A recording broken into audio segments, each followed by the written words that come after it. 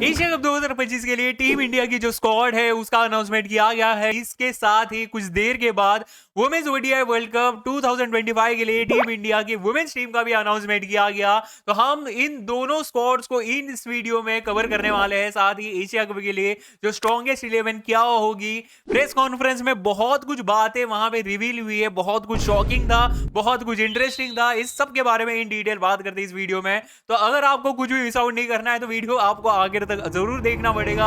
चलो शुरू करते हैं अब इस वीडियो को। सबसे पहले बात करते हैं एशिया कप की जो 2025 की स्क्वाड है टीम इंडिया की, उसके बारे में। बात शुरू करने के पहले आपको जो स्क्वाड है वो बता देता हूं। देखो, कैप्टन है यहाँ पे सूर्य कुमार यादव, वाइस कैप्टन यहाँ पे लिया गया है शुभमन गिल को, जो इस स्क्वाड में आ गया और कहीं ना कहीं रिपोर्ट्स भी आ रहे थे।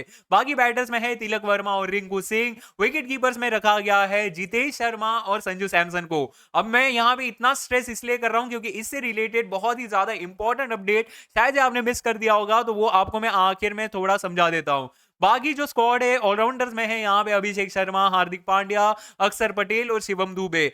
बॉलर्स में है जसप्रीत बुमराह, अर्शदीप सिंह, हर्षित राणा। और स्पिन बॉलर्स में है कुलदीप यादव और वरुण चक्रवर्ती। तो ये है 15 मेंबर की स्क्वाड। अब यहाँ पे जो सबसे ज्यादा मेजर टॉकिंग पॉइंट्स ये है कि यहाँ से श्रेयस अय्यर को टोटली इग्नोर किया गया है। अब मैं टोटली इग्नोर इसलिए बोल रहा हूँ क्योंकि जो 5 स्टैंड बाय प्लेयर्स बोले गए हैं वो भी आपको बोल देता हूँ। यशस्वी जायसवाल, रियान पराग, प्रसिद्ध कृष्णा, वॉशिंगटन सुंदर और ध्रुव जुरेल। अब देखो, ये 5 स्टैंड बाय प्लेयर ऐसे हैं जो अनफॉर्चुनेटली स्क्वाड में जगह नहीं बना पाए। लेकिन यहाँ पे इस 5 मेंबर की स्क्वाड में भी ये जो स्टैंड बाय प्लेयर्स है, यहाँ पे भी श्रेयस अय्यर को रखा नहीं गया। जब वहां पे पूछा गया रिपोर्टर की तरफ से अजित आगरकर को और साथ में सूर्य कुमार यादव को भी, तो वहां पे सूर्य कुमार यादव ने इस क्वेश्चन को अजित आगरकर के ऊपर इसको डाला। और वहां पे अजित आगरकर ने इस बार ये तो नहीं बोला कि हमारे पास रूम नहीं था, मतलब बिल्कुल भी जगह नहीं थी, ऐसा तो नहीं बोला। लेकिन एक्चुअली बात ऐसी है, उन्होंने ये बोला कि श्रेयस अय्यर ने कुछ नहीं गलत किया, मतलब उनकी कुछ गलती नहीं है, हमारी भी गलती नहीं है। और आप किसकी जगह पे श्रेयस अय्यर को लेते, तो ये रिपोर्टर को ही उल्टा क्वेश्चन कर रहे वो वहां। अब देखो, कहीं ना कहीं मैं ऐसा मानता हूं कि श्रेयस अय्यर ने इतना जो रन बना के आ रहा है, आईपीएल उसका अच्छा गया। रिंकू सिंह फॉर्म में है नहीं, लेकिन रिंकू सिंह को बैक करेंगे। अब लोग बोलेंगे शिवम दुबे क्या कर रहा है, तो शिवम दुबे ने भी अच्छा किया। लेकिन अगर आप मेरे को चॉइस दो तो कहीं ना कहीं मैं श्रेयस अय्यर को रखूंगा रिंकू सिंह की जगह पे। हाँ, मानता हूँ रिंकू सिंह के साथ ये अनफॉर्चुनेट होगा, उसके साथ गलत होगा, लेकिन कभी ना कभी आपको ये टफ कॉल लेने पड़ते हैं। लेकिन यार वो टीम वहां पे नहीं गई क्योंकि शायद से ऐसा हो सकता है कि श्रेयस अय्यर को वो सिर्फ एज नंबर 3 या नंबर 4 ही देख रहे हो, नंबर 5 के ऊपर वो लोग नहीं देख रहे होगे। अब बात करते हैं भाई जो बाकी के बात है, बाकी के टॉकिंग पॉइंट्स है। मोहम्मद सिराज को बिल्कुल भी यहाँ पे देखा नहीं गया, उसको रेस्ट दिया गया है। शुभमन गिल इस टीम का वाइस कैप्टन है। रेस चल रही थी अक्षर पटेल और शुभमन गिल के बीच में, वहां पे शुभमन गिल आया और बाजी मार लिया। जब क्वेश्चन पूछा गया शुभमन गिल के बारे में तो वहां पे सूर्य कुमार यादव ने बोला, जब उसके कैप्टन का अनाउंसमेंट किया गया था तो वो जो पहली सीरीज थी वहां पे वाइस कैप्टन था शुभमन गिल। अब एक बात आप जान लो, अगर शुभमन गिल को यहाँ पे वाइस कैप्टन जो ये बनाया गया है तो एक तरह से क्लियर मैसेज दिया गया है कि शुभमन गिल को 3 फॉर्मेट प्लेयर की रूप के पे देख रहे हैं। और बस 3 फॉर्मेट प्लेयर नहीं बल्कि तीनों फॉर्मेट में लीडरशिप रोल में भी देख रहे हैं कहीं ना कहीं। तो ये बात एक तरह से क्लियर कर दी गई है। और शुभमन गिल जब अब इस टीम में जगह बनाएगा, प्लेइंग 11 में जगह बनाएगा, तो उससे रिलेटेड भी एक बहुत ही ज्यादा शॉकिंग चीज सामने आई है। तो थोड़ा मैं और सस्पेंस बढ़ा लेता हूं, उसके बारे में थोड़ी देर बाद बात करता हूं। अब देखो, यहाँ पे हर्षित राणा को लिया गया है। बहुत लोग सोच रहे थे कि शायद से प्रसिद्ध कृष्णा को भी लिया जाएगा क्योंकि उसका आईपीएल बढ़िया गया, लेकिन हर्षित राणा कहीं ना कहीं टी20 में बहुत अच्छा किया है। जसप्रीत बुमराह अवेलेबल था तो उसको ले लिए। और जो सबसे बड़ा यहाँ पे जो 2 मुद्दे हैं जिसके बारे में लोग बहुत ज्यादा बात कर रहे हैं भाई, उसके बारे में बात करना बहुत ज्यादा इंपॉर्टेंट है। वो है यशस्वी जायसवाल को यहाँ पे इग्नोर किया गया। अब देखो भाई, ये सबसे ज्यादा अनफॉर्चुनेट है यशस्वी जायसवाल के साथ, इसलिए क्योंकि यशस्वी जायसवाल टी20 वर्ल्ड कप 2024 का बैकअप ओपनर बोलकर वहां पे सिलेक्ट हुआ था। उसके बाद भी जब भी उसको मौका मिला उसने अच्छा किया, सेंचुरी वगैरह भी लगा चुका है, शायद से 5 हाफ सेंचुरी है। और बहुत लोग शायद से स्टैट्स भी कंपेयर करें शुभमन गिल यशस्वी जायसवाल के बीच में, और लोग बोलेंगे कि यशस्वी जायसवाल बेटर है। मैं कहीं ना कहीं मानता हूं कि यशस्वी जायसवाल शुभमन गिल से ज्यादा बेटर आपको परफॉर्म करके दे सकता है। लेकिन ये बहुत ज्यादा अनफॉर्चुनेट है उसके साथ, जब मतलब मौका मिल रहा था अच्छा भी किया, लेकिन उसके बाद वर्कलोड मैनेजमेंट ये वो, फिर टेस्ट सीरीज वहां पे खिलाने के लिए उसको फिर टी20 में कंसीडर नहीं किए और एक बार कंसीडर करना बंद कर दिए। तो कहीं ना कहीं जो जिनको मौका मिला उन्होंने अच्छा किया और उसके बाद दरवाजे उसके लिए बेचारे के लिए बंद हो गए। बहुत ज्यादा अनफॉर्चुनेट है भाई। अगर अगर मतलब अगर आपको एक चूज करना हो ना, यशस्वी जायसवाल, श्रेयस अय्यर, तो बहुत ज्यादा आप टफ हो गए। आपको ये टफ डिसीजन लेना पड़ेगा कि आपको किसके लिए सबसे ज्यादा बुरा लग रहा है। वहां पे जब पूछा गया विकेट कीपर्स के बारे में कि शुभमन गिल को वाइस कैप्टन बनाया गया है, अगर वो प्लेइंग 11 में आएगा तो किसकी जगह पे आएगा, तो वहां पे क्लियर कट आंसर दे दिया कि वो खेल रहा था संजू सैमसन की जगह पे।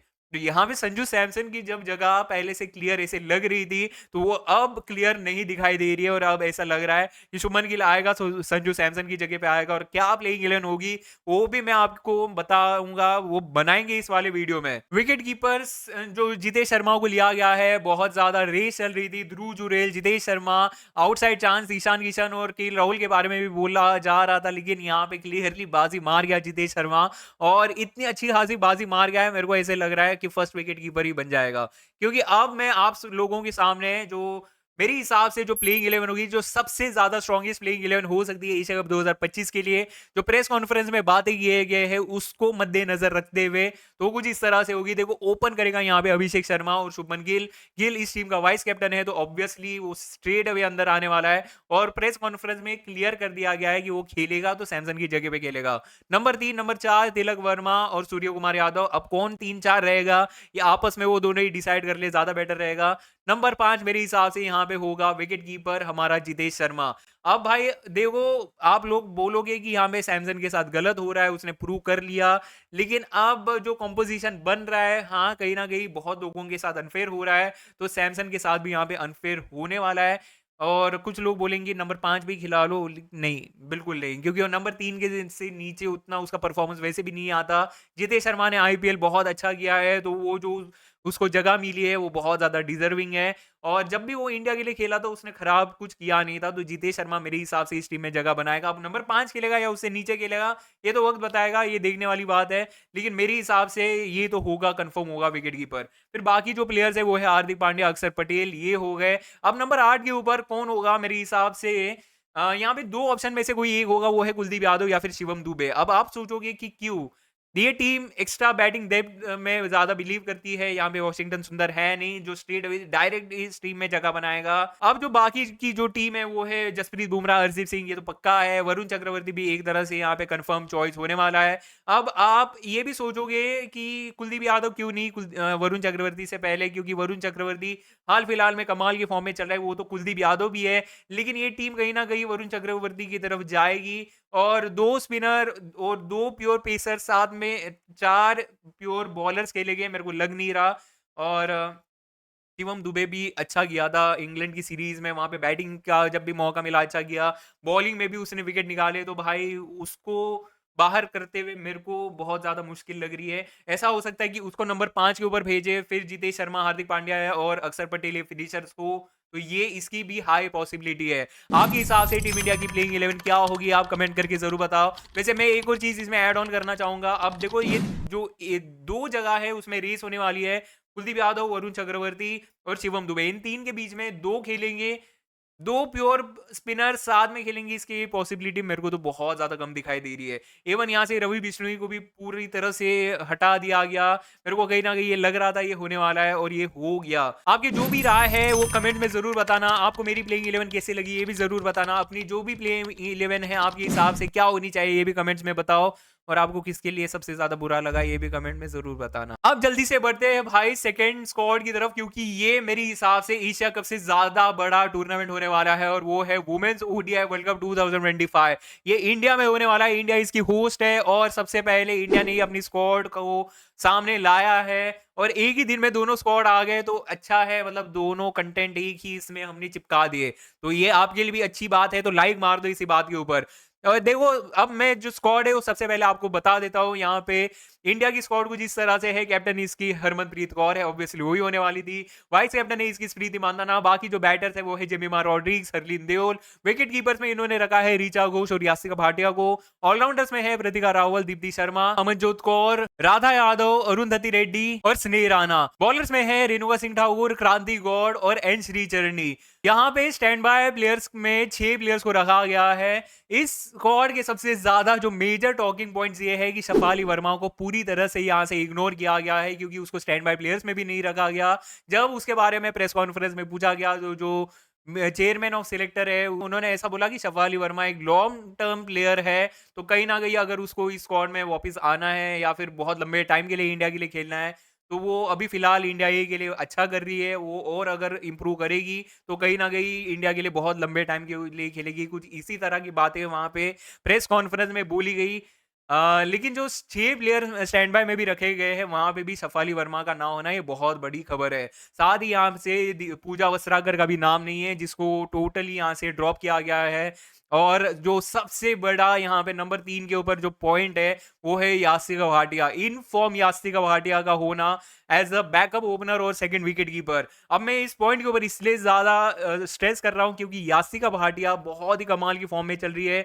अभी जो रीसेंट सीरीज चल रही है ऑस्ट्रेलिया ए के साथ इंडिया ए की, वहां पे हर एक मैच में उसने 50 प्लस का स्कोर लगाया है, बहुत कमाल की फॉर्म में चल रही है। और ये एक ऐसी प्लेयर है जिसको ज्यादा खेलने का मौका मिलता नहीं है, लंबे टाइम तक खेलने का मौका मिलता नहीं है प्लेइंग 11 में, लेकिन इसका इस स्क्वाड में होना एक बहुत ज्यादा पॉजिटिव है कि अगर कहीं ना कहीं टीम को कुछ बदलाव करने पड़े तो यासिका भाटिया स्ट्रेट अवे अंदर आ सकती है, और इन फॉर्म है इसलिए। वैसे ये जो स्क्वाड है मेरे को इसमें बहुत ही ज्यादा प्रॉमिस दिखाई दे रहा है, बहुत अच्छा बैलेंस है इसमें। और जो इंग्लैंड में ये अच्छा करके आए थे, वहां पे जिस तरह से इन्होंने इंग्लैंड को हराया था इंग्लैंड में, ये बहुत ज्यादा अच्छी बात है। और बहुत ही कमाल की वो सीरीज गई थी, बहुत सारे यंग प्लेयर्स यहाँ पे आपको देखने को मिलेंगे। क्रांति गौड़ हो गए, एनश्री चरनी हो गई, इन्होंने वो इंग्लैंड की सीरीज में बहुत कमाल का परफॉर्मेंस किया था। और जो स्क्वाड है कहीं ना कहीं बैलेंस इसलिए लग रही है क्योंकि इसमें ऑलराउंडर बहुत ज्यादा है। मेन अब जो इस टीम में हमको देखने को मिल रहा है वो है फाइटिंग स्पिरिट, बहुत ही कमाल की चल रही है। और एक और चीज है, फील्डिंग में बहुत ज्यादा इंप्रूवमेंट है। अगर कोलैप्स भी होता है तो बाकी के प्लेयर्स बहुत अच्छा परफॉर्म करते हैं। 2-3 प्लेयर्स के ऊपर ये ओवर डिपेंडेंट नहीं है, लेकिन हाँ बड़े स्टेज के ऊपर डिपेंडेंट हो सकते हैं। उम्मीद करते हैं वैसा ना हो, और जो इंग्लैंड सीरीज में हमको परफॉर्मेंस देखने को मिला है वैसा ही वर्ल्ड कप में भी देखने को मिले।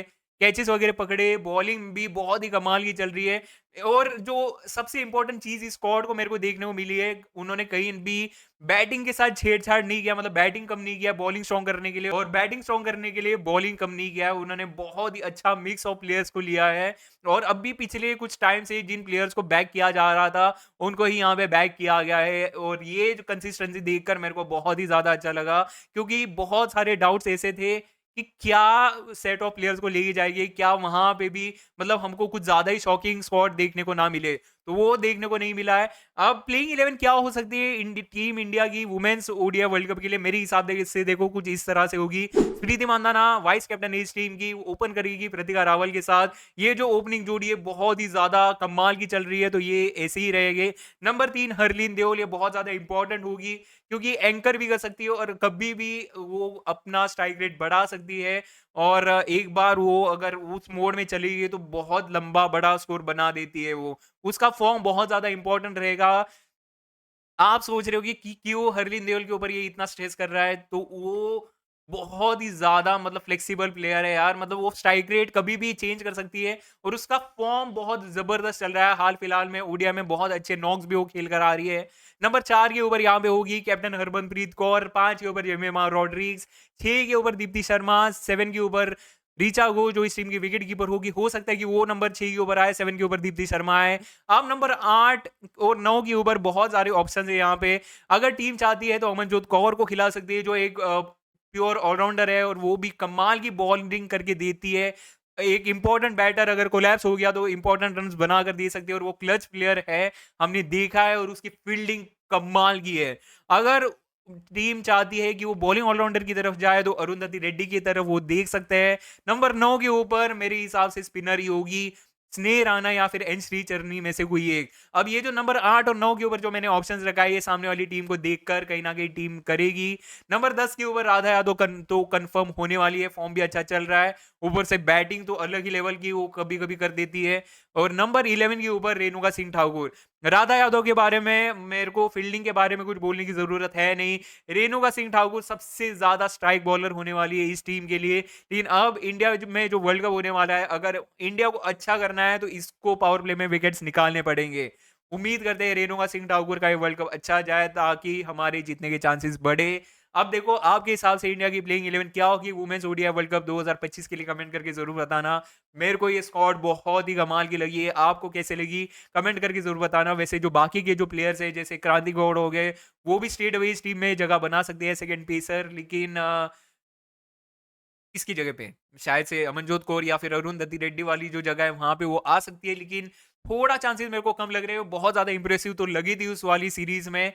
भाई मेरे को बहुत ज्यादा प्रॉमिसिंग लग रही है। अब जैसे ही बाकी के स्क्वाड्स भी आएंगे मैं एक अलग से वीडियो उनका ऊपर जरूर बनाऊंगा। वैसे आपकी जो भी राय है इस पूरे वीडियो को लेकर, एशिया कप 2025 की squad, ODI World Cup women's का 2025 का, इसकी स्क्वाड आपको कैसे लगी दोनों के बारे में जरूर बताना। वीडियो अगर आपको पसंद आए तो प्लीज वीडियो को लाइक कर देना, चैनल पे रहे हो तो प्लीज सब्सक्राइब कर देना, वो लाल वाला जो बटन है उसको दबाओ, घंटा मारो उस पे।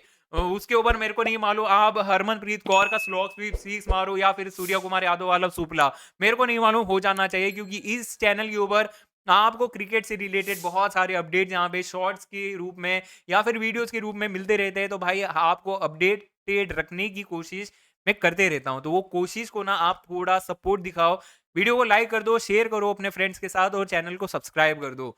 मिलता हूँ आपको अगली वीडियो है लाइव स्ट्रीम में, तब तक ख्याल रखो अपना भी और अपनों का भी, तब तक बाय बाय।